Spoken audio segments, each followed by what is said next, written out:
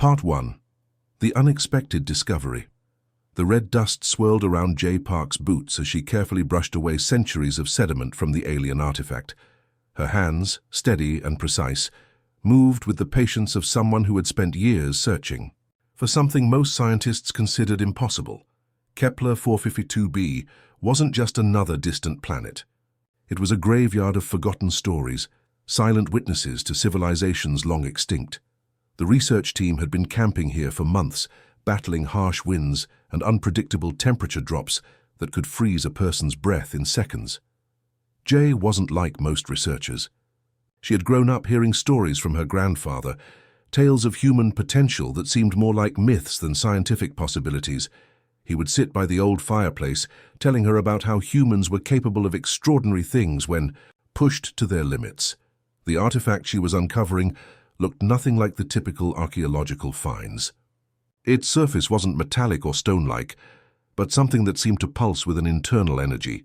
Every time her scanning equipment came close, it would flicker and reset, as if the object was actively resisting complete analysis. "Team, come look at this," she called out, her voice cutting through the constant wind. Hyun Kim, her research partner, approached cautiously. He had been skeptical about this expedition from the beginning, believing they were chasing nothing more than academic fantasies. "What have you found?" he asked, adjusting his protective gear. Jay pointed to a series of intricate markings that seemed to change color, depending on the angle of light. They weren't just engravings. They looked like a complex mathematical language that hinted at something profound. "These symbols," she muttered, "they're not just decorative, they're a message." The team had discovered numerous alien artifacts before, but this was different. This felt like a key to something massive, a secret about human potential that had been waiting centuries to be unlocked. As the sun began to set, casting long shadows across the rocky terrain, Jay felt a strange sensation. The artifact seemed to be responding to her proximity, generating a subtle vibration that only she could sense. It was as if the object was trying to communicate something beyond standard scientific understanding. Her colleagues were busy setting up camp, preparing dinner and logging the day's findings. But Jay was transfixed. She knew deep in her bones that what they had found was going to change everything humans understood about themselves and their place in the universe. The artifact wasn't just a relic. It was a message. A warning, perhaps. Even an invitation. Hours passed, and while others slept, Jay continued her careful examination. The quantum-encoded markings seemed to shift subtly, revealing glimpses of complex mathematical patterns that suggested an intelligence far beyond current human comprehension. What if humans were more than they believed? What if their emotional and mental capabilities were just the tip of an extraordinary evolutionary potential? As night fell on Kepler 452b, the artifact continued its silent pulse, waiting to reveal its secrets to those patient and brave enough to listen. Jay Park smiled. Her grandfather's stories were starting to make sense. Something extraordinary was about to unfold, and she was going to be at the center of it. Little did she know this discovery would set in motion a chain of events that would challenge everything. Humanity thought they knew about their place in the cosmos. The universe, it seemed, had been waiting for this moment, and humanity was about to wake up. Would you like me to continue with the next part of the story, maintaining the same engaging and human-centric approach? Part 2. First Encounter. The attack came without warning. Horizon 7 colony had always been considered a peaceful outpost, a small human settlement on the edge of explored space. Nestled between two massive asteroid belts, it was home to roughly 5,000 colonists who had left Earth searching for a new beginning. Sung Kim was working the agricultural domes when the first explosive blast ripped through the colony's outer defense shield. The sound was unlike anything he'd ever heard, a mix of thunderous cracking and an unnatural high-pitched whine that made his ears ring. Colonists had trained for potential attacks, but nothing prepared them for the galactic collective's ruthless invasion. Massive ships filled the sky, blocking out sunlight and casting enormous shadows across the settlement. Metallic dropships descended, releasing swarms of combat units that moved with mechanical precision. Sung's wife, Yuna, was a medical technician. When the first alarm started blaring, she immediately rushed to the emergency response center. Her hands were shaking, but her mind was clear. Years of training kicked in, transforming her fear into focused determination. The colony's defense systems were quickly overwhelmed. Precision laser strikes destroyed communication towers, and electromagnetic pulses disabled most of their technological infrastructure. Within minutes, Horizon 7 went from a thriving human settlement to a war zone. Everyone to the underground shelters, military coordinators shouted through damaged communication systems. But Sung wasn't ready to run. Something inside him shifted.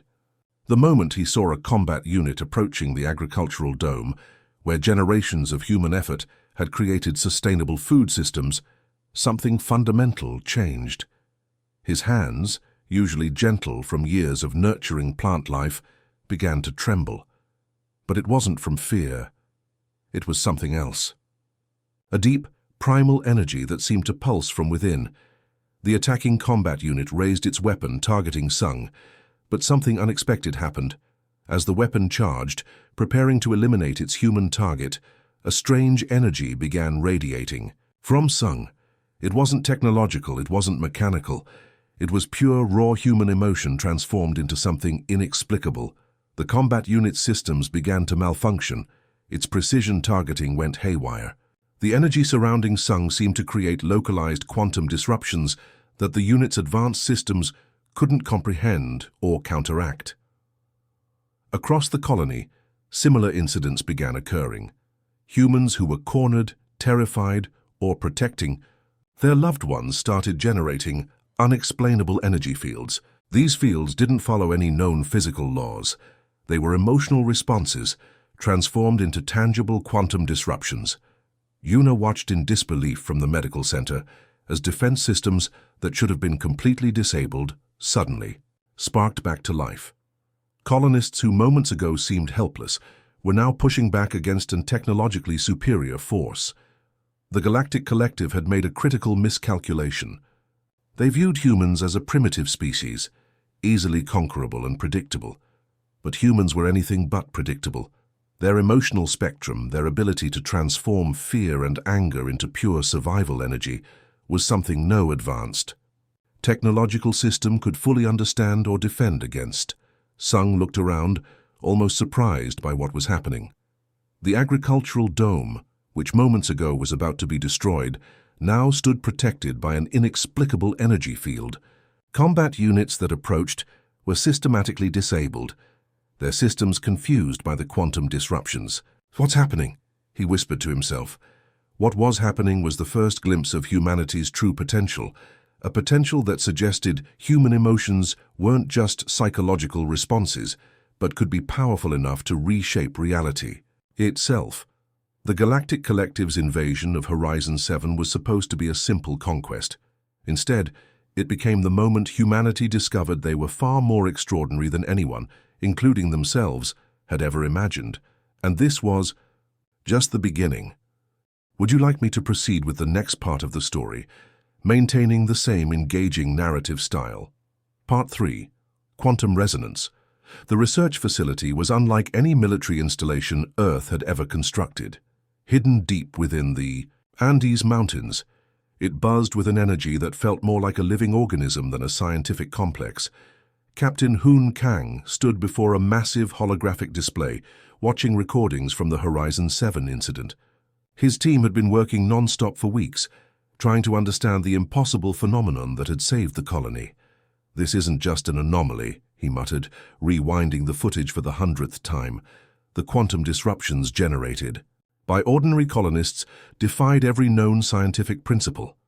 Dr. J. Park, the same researcher who had discovered the ancient artifact on Kepler 452b, was now leading the most critical research project in human history. Her team had identified a bizarre connection between human emotional states and quantum mechanics that no one had ever imagined possible. In a specially designed testing chamber, volunteers underwent a series of controlled experiments. These weren't typical military recruits, but individuals with heightened emotional intelligence and extraordinary psychological resilience. Seo Yoon was their most promising subject. A former emergency response worker, she had an uncanny ability to remain calm under extreme pressure. When connected to the quantum resonance scanners, her emotional state began to generate fascinating results. Activate emotional stimulus protocol, Hoon instructed the research team. The chamber filled with a series of simulated threat scenarios. Most subjects would show typical stress responses, increased heart rate, heightened adrenaline. But CO. Yoon was different. As the simulations intensified, something extraordinary happened. Her emotional state didn't just generate energy, it began to reshape the quantum environment around her. Tiny objects would levitate, electronic systems would momentarily glitch. The very fabric of physical reality seemed to bend around her emotional core. "Another breakthrough," Jay whispered, her hands rapidly inputting data into the complex monitoring systems. The research revealed a stunning truth. Human emotions weren't just chemical reactions. They were potential quantum generators capable of manipulating fundamental universal laws. Each test subject showed unique capabilities. Some could generate localized energy fields, others could momentarily disrupt technological systems, but all shared one common characteristic: their abilities emerged from deep emotional states of survival, protection, or profound determination. Military. Strategists realized they were looking at something revolutionary. This wasn't about creating super soldiers. This was about understanding human potential in its most raw, unfiltered form. "We're not developing weapons," Hoon would explain during classified briefings. "We're learning about ourselves." The Galactic Collective's invasion had accidentally triggered humanity's next evolutionary step. By attempting to destroy human settlements, they had awakened a potential that had been dormant for millennia. Jay's research connected perfectly with the artifact discovered on Kepler 452b. Those ancient markings weren't just historical records, they were blueprints. Blueprints suggesting that human emotional capability was always meant to be something more than just biological response. SEO Yoon represented the first generation of humans who could consciously tap into this extraordinary potential. Her ability to generate quantum disruptions through pure emotional control was just the beginning. "We're not fighting," she told the research team during one breakthrough session. "We're communicating with the universe in a language it's never heard before." The facility continued its research, knowing that each discovery could change everything. Humans understood about themselves and their place in the cosmos. The quantum resonance experiments were more than scientific investigations. They were humanity's first steps into understanding their true cosmic potential, and the universe was about to listen. Would you like me to continue with the next part of the story, maintaining the same engaging narrative approach? Part 4. Resistance. Protocol. The stars looked different now. Where they once represented infinite darkness, they now symbolized a battlefield of survival. Hoon Kang's resistance fleet moved silently through the asteroid belt, each ship carrying individuals who were no longer just soldiers but quantum potential generators. The Galactic Collective had underestimated humanity's adaptability, a mistake they would soon regret. Resistance training had completely transformed. It wasn't about traditional military tactics anymore. Now recruits learned to understand their emotional core, to channel their survival instincts into tangible quantum energy. SEO Yoon led the first quantum resistance unit. Her team wasn't selected for physical strength or traditional combat skills, but for their emotional resilience and quantum generation capabilities. Each member could potentially disable entire enemy systems through pure emotional energy. Their first major counteroffensive targeted a collective supply route near the Orion Nebula. Traditional military strategy would have suggested a direct confrontation. But this was something entirely different. As their stealth ships approached, something unusual happened. The team's collective emotional state began generating a field that disrupted enemy tracking systems. It wasn't technology. It was pure human potential, manifesting in ways no alien civilization could comprehend. "Target locked," whispered Jin Park, the unit's quantum navigation specialist. The collective's massive warships suddenly found their most advanced tracking systems going haywire. Precision weapons became unpredictable. Navigation computers started reporting impossible spatial coordinates. Jay's research had revealed something profound. Human emotional states could temporarily rewrite quantum probability. Survival instinct, when pushed to its absolute limit, wasn't just a biological response. It was a fundamental universal force. Each resistance member carried a small device developed from the Kepler 452b artifact research. These weren't weapons in the traditional sense.